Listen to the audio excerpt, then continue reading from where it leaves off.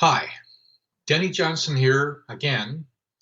The study of the iris, the RAYID method of being able to examine the iris. We've gone through different stages and we're going to bring it all together and summarize a lot of it.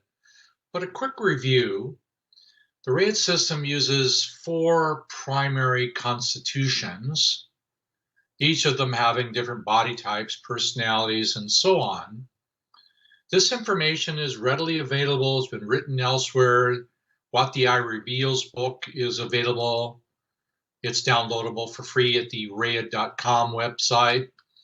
So you can get the information about these. But this is just to remember that there are 4 constitutions. But to make it easy for you, we just talked about doing jewel and flower, and the different personality attributes, and how 95% of the jewel types are linked and connected into the mother's side of the family, where the flower types, an equal number, are connected into the father's side of the family. There's a great mystery in why they are attracted to each other and so on, but nearly all constitutions have degrees of this. I'll show you just the other graphic I've shown you before. Just a second. So here are the examples of the jewel going right and the flower going left and having different points that they're going toward. These are different parts of the family tree. These ultimately become epigenetic memories. So the jewel patterns going right brain, adding in their seeking, thinking, intellectual nature into more of an expansive, oftentimes chaotic creativity. Whereas the flower type going to the left, they have a tendency to go into a logical, practical sequence or left brain phenomenon, or going into the father's family and producing a series of different attributes that are practical, grounded, organized, or social in nature. Flower types are typically more sociable. Jewel types have a tendency to be more individual in their own outcome in the long run. Lots can be discussed in this, but there are a whole series of symptoms throughout a lifetime of what happens when jewels cool themselves down as they go flowers, as they heat themselves up, going into the left brain. These are sympathetic and parasympathetic functions, and there are lots and lots of symptoms, different forms of diseases that are chronic and slow versus different forms of diseases that are sudden and shocking, and so on and so on. There's a whole lot of information here. But we've also said that you can identify a lot of these left and right movements if you examine the body's structure and constitution. So let me just show you a little bit of a reminder about how to look at the thumbs, how to examine the eyes, the shape of the face, see which eye is more closed. And later on, you'll get very good at being able to see it all. Let me just show you another example.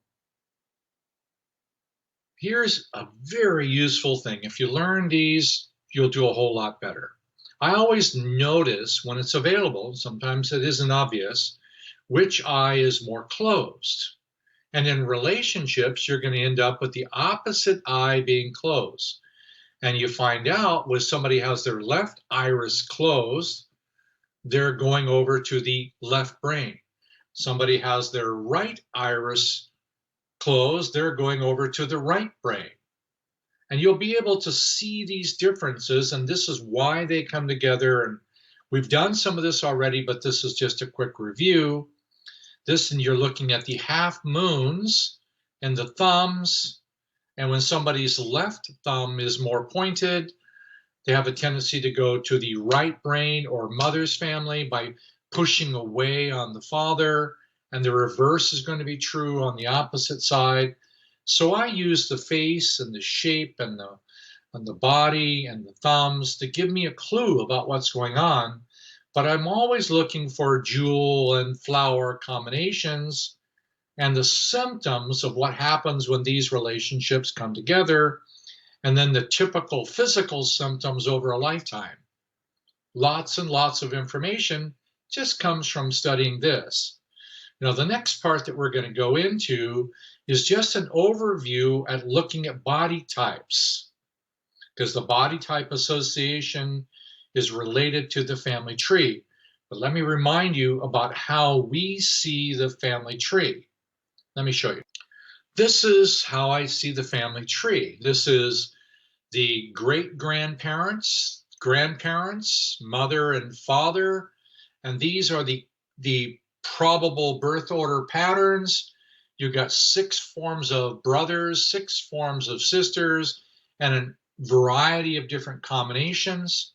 But these also correspond to glands and organs and body systems and a whole wealth of other information, minerals, vitamins, protein patterns, the herbal medicine patterns, acupuncture systems, vibrational medicines, colors and sound, and so on. This is a network composite. This is how I see a person in the family tree. Now, I'm also looking at this as basically the individual sectors of the iris that I'd recommend that you learn. Each of these sectors we talked about briefly, those at the midline and above, that happens to be from the middle of the chest and above, those at the midline and below, down below, obviously, the medial side, the back of the body, the lateral side, the front of the body. So pretty quickly, you can take any body location and locate what sector you're on. With a little practice, you also know how to relate it to a different answer in the family. Why? Science is showing that the ancestral influence is coded in crystallized protein tags, and it follows down the family tree, and that's called epigenetics. They're realizing it's the epigenetics that actually controls the turning off or on of the genes relative to diseases in the body and so on. So to understand this basic overall map is useful, and we'll do bits and pieces of it at a different time, just reminding you of it. The birth order information is already written in a book. That's available to you on rayid.com. And that's called The Nature of Birth Order. It's downloadable for free. You can get the maps, and you can also look at the birth order sequences and follow your own. So when I'm doing consultation, I have a tendency to put the top of this map up first, because it takes me a few minutes to draw it in on a whiteboard. In comes the client, and then I start to prepare their individual birth order. And then when it's available, I put in their children or grandchildren, and you can describe the lineage that's affecting this person. And by the nature of where their symptoms reside, you can even go to the corresponding location in the family tree and predict the probable emotion that affected the lung, or the probable emotion that affects the skin, or the liver, or the pancreas, and so on. So if you have a location, you probably know a feeling and or an ancestor that's involved in it. But the focus of this one is about the body types. So what I'm going to do is give you the probable body types of a universal nature for 12 different boys and girls. I know it's a lot, but you asked for it. Here, let me get it for you. So here is the practice of increasing your perceptual awareness, your understanding of life. Here's the birth order patterns, or the general likely universal body types.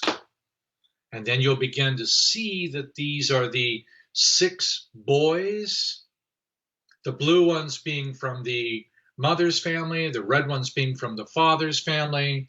Likely these are 6 girls. If you had 6 sisters, we have a 1 and a 2 and a 3 and a 4 and a 5 and 6 sisters in a row. Later on, when you have combinations of them, You'll understand the nature of the body type. This is a wonderful exercise to learn. And because when you start to walk outside, you see people in a group, you go to the mall, you go to church, or wherever you go, you can look at the individual body types and have a pretty good idea of the ancestral influences that are affecting them. So the body types are very, very useful. So when somebody comes in, I already have their shape of head and body and how they walk, how they sit, how they look, how they ask questions, how their posture is, how their skin looks. This is a way of assessing them. Now, if I also then start to draw the map and I say, which child are you in the family? And they say, I'm the number one girl. I go, of your father, because it's very different if you follow the father's line. All the birth order functions follow the father's sequence of children. So the very first child, when it's a girl, is called number one girl. The number one girl has a specific body type that is universally common to number one girls all over the world. Yes, later on, that body type is modified by her parents having any combination of a body type that affects the body type of number one girl. But then you find out that the number one girl is very connected to the father's side of the family. That's the red. And you find out that number one girl is connected to the number one grandmother, father's mother. And now that begins to identify the methylation line of the epigenetic continuation. So there's going to be a body type associated with a personality, a body type associated to the father's family, the father's mother, and so on and so on. And then you'll find out that there's a different body type for the second girl. And the same father has a daughter behind the first one. That's called two behind a girl. Now, this nomenclature is available in the book, The Nature of Birth Order. It's available to you. It's downloadable for free. You can use it. The second daughter will be in the blue from the mother's side of the family. Now, we call her the second girl or number two girl, but she also relates to the number two grandmother. That turns out to be mother's mother. So we go all the way through all of these birth order patterns, associating each one of the birth order patterns, not only to a body type, but to an origin in the family tree. For example, the sixth son that has the largest body type usually has an association not only in the red to father's family, but a specific location called father's mother's father, called the six boy pattern. The six boy body type is very different than the number five son, but he is a little bit bigger than the number four son. And then you have the 2 and the 4 and the 6 being continuations of height of body and then squareness of body leading to a larger body. Then you have 3 blue ones, enormous amounts of information, because later on you'll find out that they don't always match. And it's already scientifically proven that 20 to 25% of the children are not conceived by the biological father they think they have. That creates a bit of a challenge by itself. So the diversity of body types has an underlying model. So when somebody comes in and there's a dysfunctional nature to their body type and their birth order, typically the information in the family tree is confused. Now, how do I use this? Remember, I haven't even looked at the iris yet. For most of the time in a consultation, I start out by doing the family tree, getting the birth order pattern, comparing the body type to their acclaimed birth order. For example, if a woman tells me she's a number 3 girl, she has 2 older sisters, and I want to see if the body type she has matches the typical body type pattern of a number 3 girl. This helps me orient how I interpret her iris structure. For example, I could be a jewel and have any one of these body types. I mean, you could be a woman and have a 3 girl body type and be a jewel or a flower. But I'm going to treat it differently. If you're a jewel number 3 girl, I have things to tell you about what it means to be a jewel. If you're a flower number 3 girl, it's similar but different. Because the flowers, if you remember, are from the father's side of the family, but the jewels are from the mother's side of the family. An enormous amount of information that's available here. So I like to do the face, the eyes, the thumbs, the body type. Now I'm prepared because I have a better understanding about what's going on and the symptoms of the person. And this is without them ever really saying anything except for answering questions about the birth order. Later on, I let them tell me what it is they want. They tell me about their symptoms and so on. But typically, I'm there first to just evaluate what I see objectively without asking too many questions or having too much dialogue.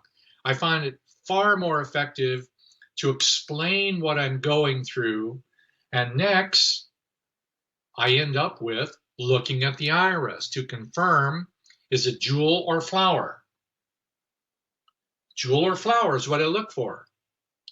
And then I modify that by what's called the stream kinesthetic and the shaker expansive patterns.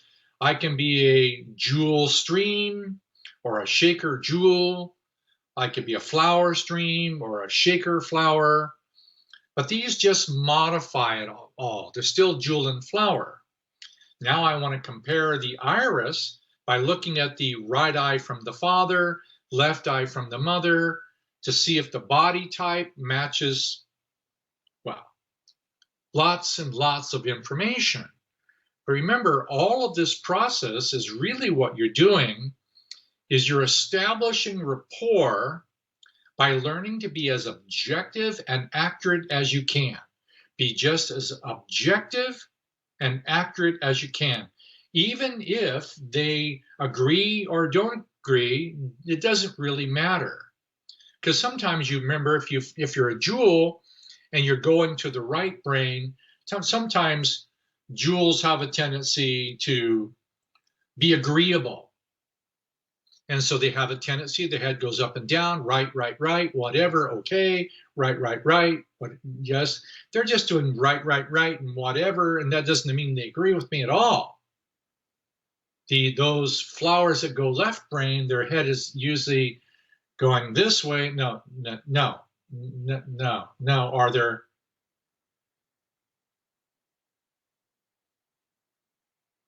The whole time you're talking. They don't move. They just go this way, or stop, the mouths go open. The jewels, on the other hand, they go the other way. They're kind of go, what? Yeah, right. What? Let me tell you about it. No? I don't need you to explain anything to me. Later, we'll have the dialogue where you can tell me about your symptoms. You can tell me what you're looking for, but first we need to do an accurate assessment. So that's why I use the body type in combination with the birth order and the look at the eyes and the thumbs to get an accurate place to be able to describe the constitutional pattern. So for example, if you're a 3 girl and the body type matches, and you're a 3 girl flower, and I know that you're connected to the father's family, that's the red, and I know that this particular birth order pattern just happens to be father's mother, because that's the number 3 girl grandmother, then I know that there's a whole bunch of personality attributes that bring happiness to this person. I also recognize that if you're a number one girl and you primarily work your feelings in the home and your primary self-image has to do with cooking and your kids and food and control and controlling your husband and everybody else around you, that one girls go to three girls and then five. What that means is what a number one girl does in the home in the early stages of her life, usually in her 30s to 40s, she wants to do the same thing in the community. Like a three girl. A three girl has a tendency to do community body work, nutrition, counseling, education, law, things relative to the community. So number one girl, even though she has a smaller body type, she has a tendency to want to do her domestic arranging things. What she was telling her family to do, she now tells everybody else's family in the community what to do. So there's a natural sequence of growth for a number one girl to begin to act like a three girl and then to act like a five girl. Now, the same thing is true for all of the personality and body type sequences. So eventually what you find out is if you have a number two boy, which is a emotional, power-oriented, athletic, movement type, success-oriented, but action, he eventually wants to be a four boy, then a six boy. He wants to act like the other ones because he has a natural sequence of maturation. The same thing is true for the three brothers 1, 3, and 5. At different stages of life, they go through different lessons. Yes, I get it. It's a lot. I'm not asking you to remember everything. I'm asking you to consider that the magnitude of information that's available before you look in the iris is huge. And then if you combine what you get in the iris, well, we're barely getting to the iris, but let me show you what happens when you start to go to the iris, because after this, we're going to start going into the sectors of the iris that correspond to each of these grandparents. Yes, this is not designed to be 100% clear for you at every stage. It's very difficult to comprehend all this information in a glance. I'm just letting you know how much information is really available. Because then it comes down to, so what do you do? What do you do with a jewel flower, right brain, number three girl that's just so much? There's so many things that you could do. I'd like to break it down a little bit. Now let me just add a little bit of the fun stuff in, because now we're going to go into how I look at the interior of an iris. Hang on. Here's how I see an iris. Yes, I know it looks like a bunch of colored bubbles and wedges and so on, but this is a single iris with different sectors. These individual balls that you see, they are actually attributes available to all of us, but they're accentuated in different birth order positions. Now, this is what I look for in an iris. I want to know, who are you? What can you do? Who are you really? My job is to not just throw things at you, but try to identify as accurately as possible using your iris, using your birth order, using your body type and your body signs to understand the forces that are driving your body chemistry, driving your emotional content, driving your relationship attractions. I'd like to be more aware of the forces that are moving you.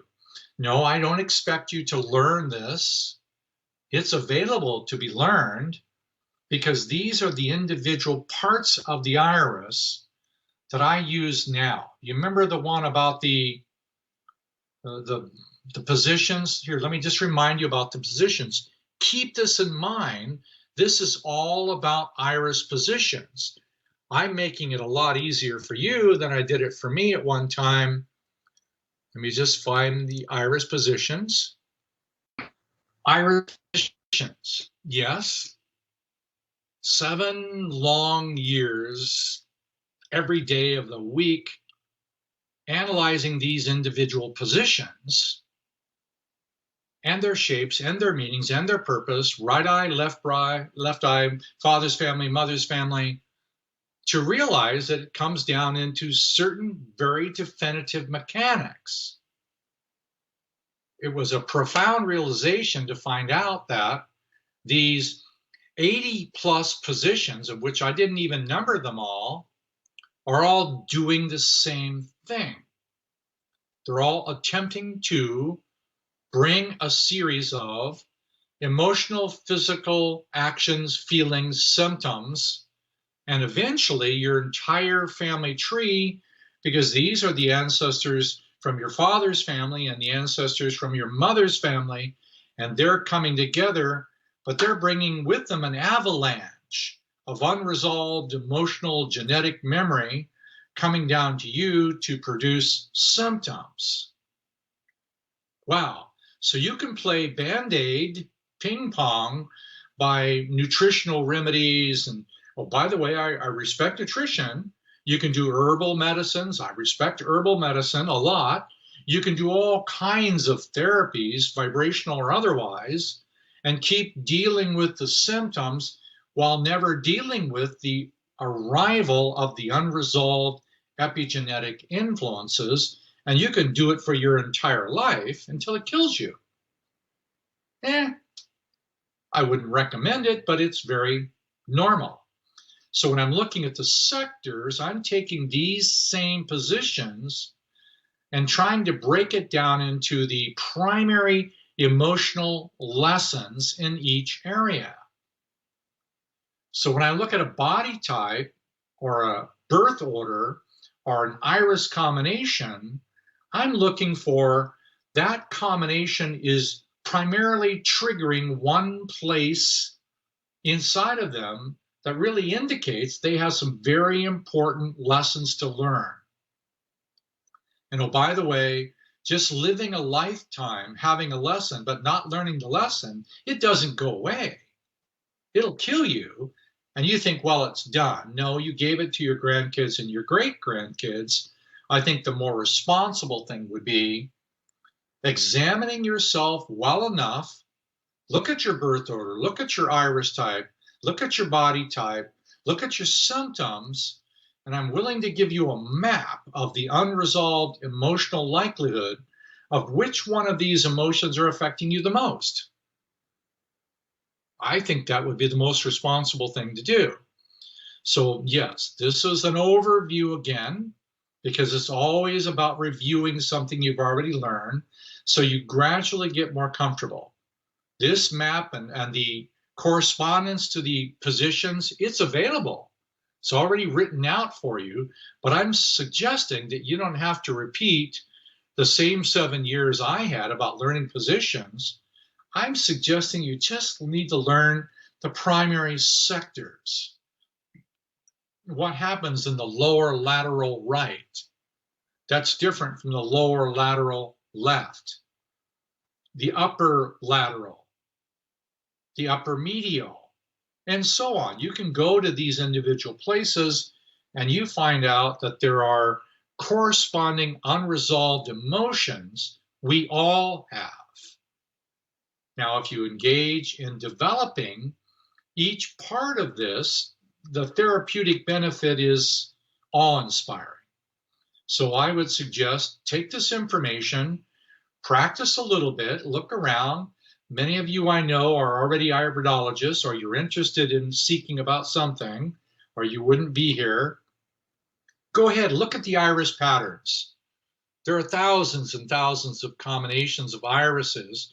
Then look at the irises that are jewel and flower. Understand the concepts of how jewels go to the right brain and flowers go to the left brain, and the birth order patterns of the father's family and the mother's family, and the combos are all giving you lessons.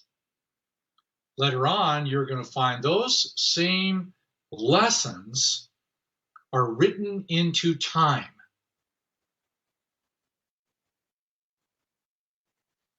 All of this is written into time.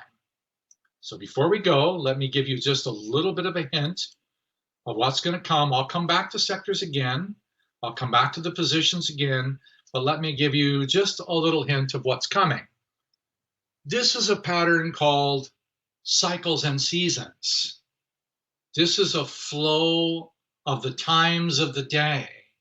If you look at this band going across, this will correspond to all the 2-hour segments of the day. Yes, I put all of the irises on a straight line and found out that the irises matched perfectly the times of the day. But if you look behind that, you see spring and summer, autumn and winter. You see the cycles of the seasons actually match the times of the day. So you'll, for example, sunrise and spring are very similar. So if you're coming out of the dark of winter and you have the equinox in the spring, you have the fire. Well, you're going to find out that that fire-oriented experience is directly related to not just the gallbladder liver connection, but connected to the father's side of the family and father's father. Well, a whole bunch of information is available in time. So I'd like to share this with you and to be able to suggest that hidden inside of this is also a therapeutic model. So we'll come back, we'll do sectors a little bit more, we'll go a little bit more into cycles and season, why it works, and then we'll get into a basic therapeutical model that you might use for yourself. Hey, you wanted to learn something about the iris and the family tree, here you are. This is just simply a large overview, and you'll see what's available. Thanks for being here. See ya.